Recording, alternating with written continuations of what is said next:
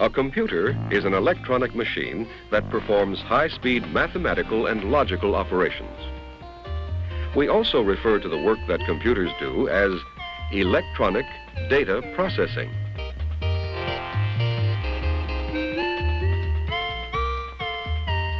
A computer is very much like you when you're trying to solve a problem.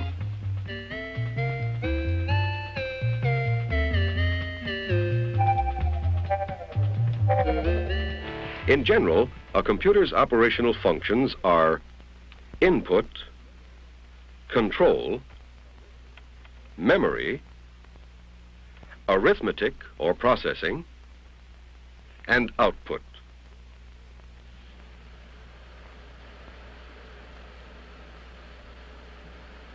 Your input comes through your senses, your sight, hearing, smell, taste, and feel. The computer's input, instructions and information or data, is usually fed into it by punched cards, magnetic tapes or discs, or typing keyboard. You store your information in your own brain or on a notepad. The computer stores information in magnetic memory cores for immediate access or on discs or tapes for later use. When data is fed into a computer, the instructions on what to do are fed with it. These instructions are worked out in advance on a flowchart. It details the steps the computer must take in solving a particular problem.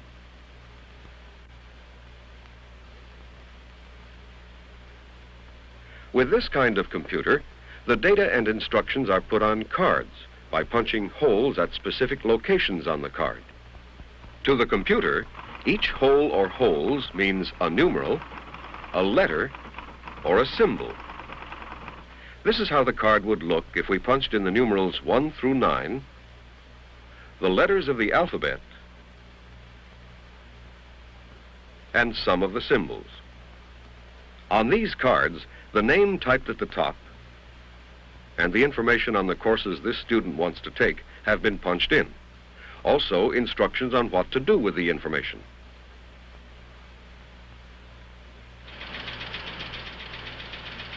When these cards go into the computer, electrical contact is made at the position of each hole.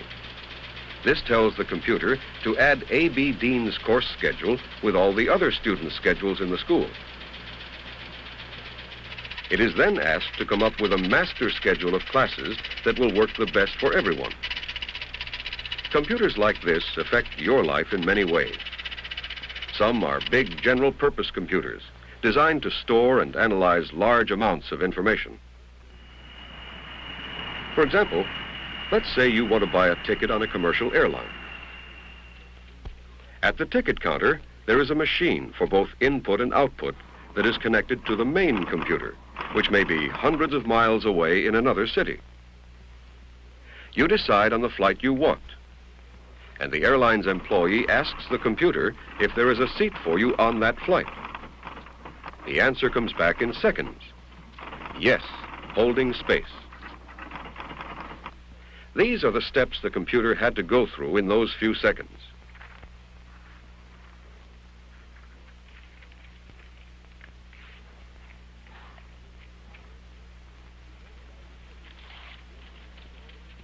You then buy your ticket, and your name is stored in the computer, listing you with the other passengers for that flight. Banks also use general-purpose computers. If you have a savings account, the money in your account earns interest for you. The bank may have 50,000 savings account depositors like you. With the help of a computer, the bank can calculate every depositor's interest every day in just a few minutes of time. How long do you think it would take you to do the same computation? Computers like this are helping doctors in many ways. Here, a computer analyzes important information about premature babies.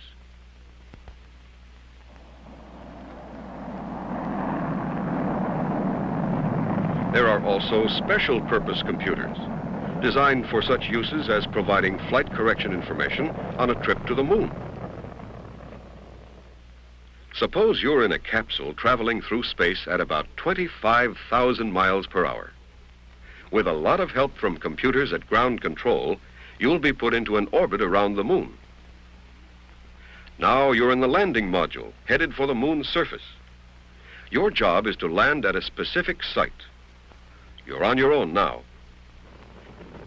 The sequence of maneuvers to put you there have been programmed into a computer in your craft. A radar tells it your altitude above the moon's surface. The speed and the curved orbit pattern that will bring you in at the right spot must be calculated. The computer automatically controls your approach to the landing area, putting you in position to control the touchdown. Contact. Our moon exploration program would not have been possible without special purpose computers.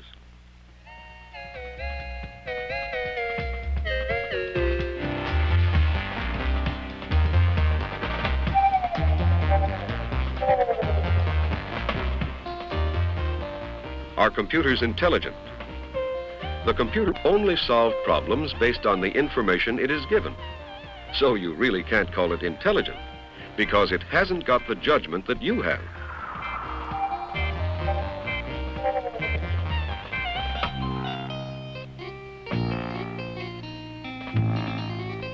Let's try that again.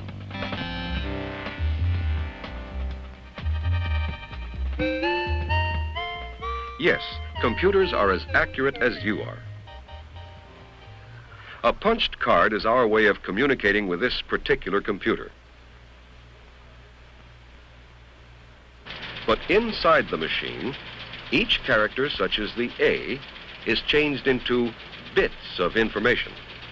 These bits become electrical impulses that can be stored in magnetic memory cores. Bits are represented by 0 and 1, and a combination of bits is used for each numeral, letter, and symbol. For example, the letter A can be represented by 010001, B by 010010, and so on. The numeral 1 can be represented by 000001, 2 by 000010. Each bit of information is stored in sequence in one of these magnetic cores.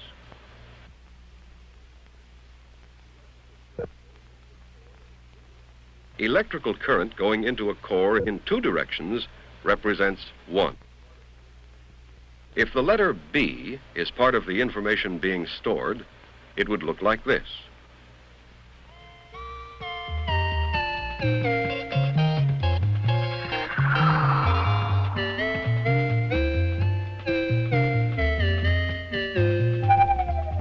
Even using just 0 and 1, a computer can do mathematical calculations so fast, we humans aren't even in the same league.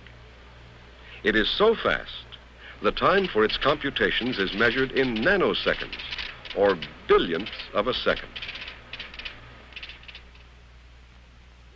Let's test this speed.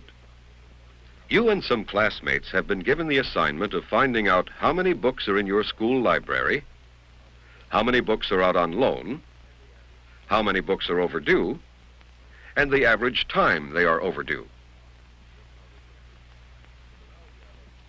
Your count is complete. So now you have a lot of figures. All you have to do is the arithmetic. A classmate is going to check your calculations on an adding machine just to be sure.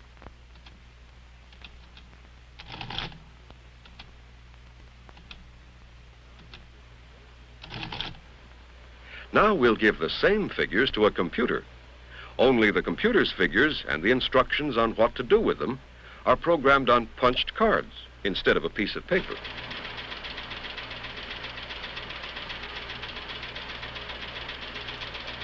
These are the steps the computer must take to perform this operation.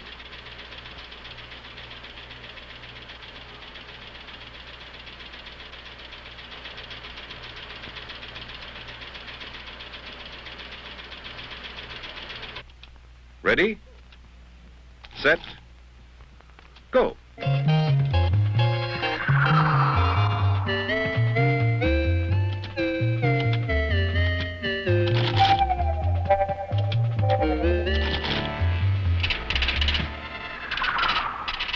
Guess who finished first? The computer took 8 seconds. And it can handle several jobs at the same time. Large libraries can store all their book titles permanently in computer language on tapes or disks. Then, when calculations such as this need to be made, the tapes or disks are put into the computer.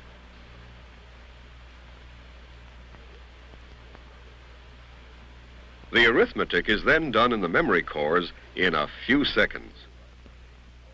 Meanwhile, back at the school library, our friend is still hard at work on the figures. His classmate? Well, she's doing better with her machine. An adding machine is really a digital computer. That is, it performs computations with digits or numbers. But it lacks a built-in control process, which is what makes the electronic computer so valuable. Every computation the adding machine makes must be initiated by the operator. Well, the adding machine has finished its job with some help. But the manual computer, well, that's still going to take a little time. So let's review what we've found out about computers. A computer is an electronic machine that performs high-speed mathematical or logical operations.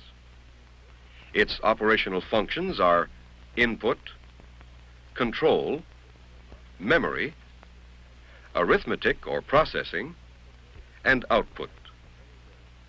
Computers affect our lives in many ways because they greatly increase our ability to accumulate large amounts of information, to analyze it, to store it, and to recall it when needed.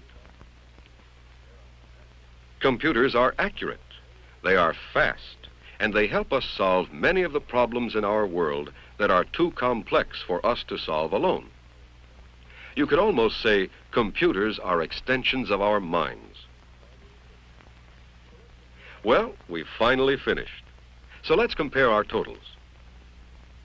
Looks pretty good.